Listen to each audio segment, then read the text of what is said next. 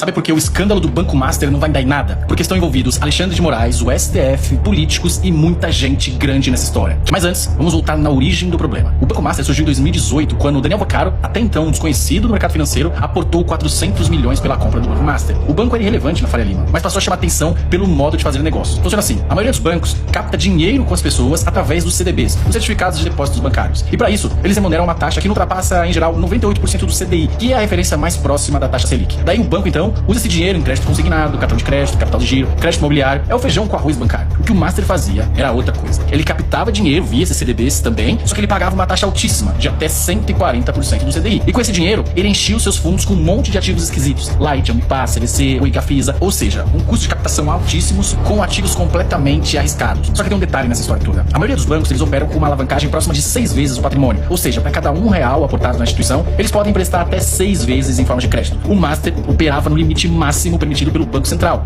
10 vezes. Ou seja, qualquer choque mínimo poderia colocar o banco em risco e quebrá-lo. E como convencer o público a colocar dinheiro nessa estratégia maluca? Com um mantra muito simples: pode ir que tem FGC, é o que eles diziam. Aquele mecanismo para proteger os bancos pequenos na captação. E o resultado foi explosivo. Em 2019, o banco tinha 2,5 bilhões em CDBs. 5 anos depois, em 2024, esse número saltou para mais de 40 milhões. E para se blindar de qualquer risco, o banco passou a investir pesado em relações com o alto escalão político e judiciário. Patrocinou 2 edições do Fórum Jurídico de Lisboa, organizado pelo DP, que é fundado pelo Gilmar Mendes, levou o Guido Mantega para o conselho, contratou o Ricardo Lewandowski como consultor e o ponto mais grave dessa história. Segundo a Malu Gaspar, do jornal o Globo, o Master havia contratado o escritório da esposa do Alexandre de Moraes por 129 milhões pelo período de 3 anos. Quase 3 milhões por mês. Guarda essa informação aqui que ela vai ser relevante na nossa história. Agora vem o colapso. Segundo o Banco Central, o Master tinha 83 bilhões em ativos em 2025, mas apenas 3 bilhões em patrimônio líquido. Diante do risco, o Banco Central exigiu um aporte de 2 bilhões no Banco Master. Na prática, o banco já estava quebrado e precisava de um comprador. O BTG Pactual, vendo tudo isso, ofereceu R$1 pelos ativos, já que o banco estava praticamente quebrado. Só que o Vaccaro, claro, se recusou a essa oferta e correu atrás de uma saída política. Eis que surge um banco estatal, o BRB, Banco de Brasília. A proposta? Comprar 58% do Master por 2 bilhões, exatamente o valor exigido pelo Banco Central como aporte.